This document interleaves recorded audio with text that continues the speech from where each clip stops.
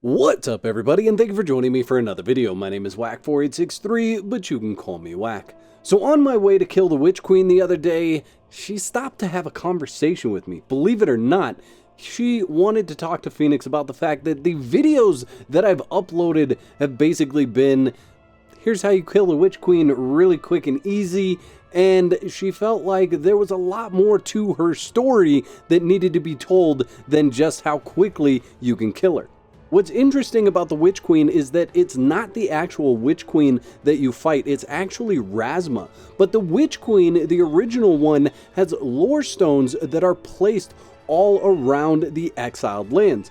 And as I played through the game, I wasn't able to piece this story together. So I thought other people were probably a lot like me and hadn't pieced this story together. So I've gone and done that for you. I'm also going to show you the locations for each one of these. However, I do have a guide specifically for the locations of these lore stones if you want to watch that. I'll link it in the description of this video. But I hope you enjoy the lore of the Witch Queen.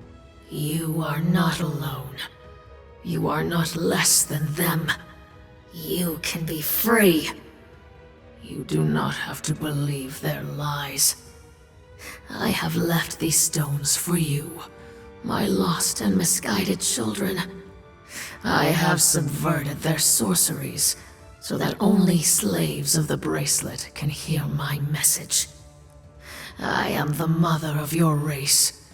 I am Secret Bearer, God Killer, Witch Queen. I will guide you. I will teach you, and when the time is right, I will free you. Perhaps you were born a slave, and you do not remember the fate that shaped us. We were a people of the sea, voyagers and traders. Our islands were warm and prosperous, and we spent our days fishing and sailing. I was an apprentice to the cult of Dagon. But then came the great cataclysm. The world shook, and our islands exploded in fire and chaos. Then, slowly, they began to sink beneath the waves. The dark water came, lapping, unstoppable, inevitable. The ocean, once our ally, now claimed all that we were with an insatiable hunger. We gathered what boats and wreckage we could, and we fled into the west. To know the past, child, is to avoid the same mistakes in the future. When we fled from our sinking islands, we made landfall on the eastern coast of this continent. There were a people there, with whom we had traded from time to time. As we made landfall on their coastline, they took it as an act of aggression. Half drowned, numbed by the loss of our homes, the wicked Qari took full advantage of our plight. We were rounded up, chained, and put to work. That was the first time that our people became slaves. As masters, the Qari were relentless. For you, child, I do not need to detail the brutality of existence under the Qari. You live a similar fate today, under the yoke of your masters. Needless to say, there were those of us who were versed in lore that was alien to the Qari. Our island civilization was far more advanced than theirs. If the war had been a fair one, we would have shattered them with our powers. As it was, some of us escaped. A remnant of a remnant, thousands strong, but all that remained of a mighty empire. We fled west, always into the west. The trials of the journey were long, and our people grew weary. We came to the shores of an inland sea, and built boats and rafts to cross it. There were islands there, at least 2 of which had been inhabited before our coming. Some of our people chose to stay, hoping to recreate the seafaring life that we had enjoyed before the cataclysm. but the water had betrayed us once, so many of us continued westward. A remnant of a remnant of a remnant. And so we came at last to this kingdom. It was a fertile land, rolling grasslands and temperate hills that gave way in the far south to the dryness of a desert. In the north were mountains, but not the snow-covered mountains that we had seen on our journey. Just jagged rocky peaks, and a swamp, thick and brooding, that lay over the eastern part of the region like a shadow. But it was clear that this land was inhabited. Carved blocks of mighty stone covered the landscape, and a crystal-clear lake in the north was dammed and siphoned along a great aqueduct. And the city, such engineering was beyond humankind. I saw the great monuments, the statues brooding over the river, and the towers that flamed unnaturally across the landscape. And I confess, I felt fear. When we met the ones we call the Giant Kings, some of us fell to our knees in worship. Surely these were gods in living flesh, come to offer us respite at the end of our long journey. We could not speak their language, but our sorcerers and theirs came together and worked a powerful ritual. Enchanted gemstones enabled our communication. We forged bracelets to hold them. Thus could our communion with the Giant Kings begin. There were mistakes in this stumbling, fumbling relationship.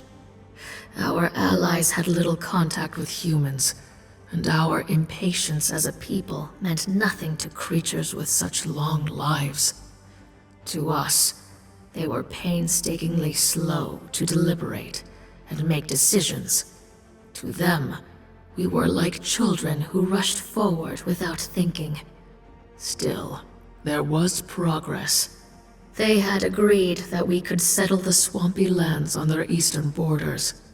For them, the land had little value, but to those of us who remembered our seafaring roots, it gave us a chance to be close to the water once again.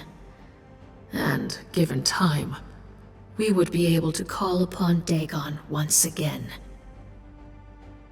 In the beginning, our friendship with the Giant Kings bore great fruit. We traded with them knowledge, food, baubles, and both peoples prospered. But the Giant Kings became alarmed, I suspect, at the rate at which we gave birth. Theirs was a people who took centuries to reach childbearing age, and they remained few in number. Whereas we spread across our new lands and began to encroach upon theirs. In order to avoid this fate, I began sending scouting parties far to the north, outside of the borders of the Giant King's kingdom. They were to find fertile lands that would not encroach upon the territory of our hosts. Instead, we discovered something dark. Shall I speak, child, of the passage that our scouts found, leading into the very bowels of the earth? Dare I speak of the fantastic city that they found there? Broad squares with twisted temples to the blasphemous elder gods who were before mankind and will be ever after. No, I need not speak of these things to strike true dread into your heart, child. I need only tell you of the creatures that dwelt in the city, beings that lived only in story, and the primal fears of the human heart. For beneath the earth, we discovered what remained of the serpent men of Volusia.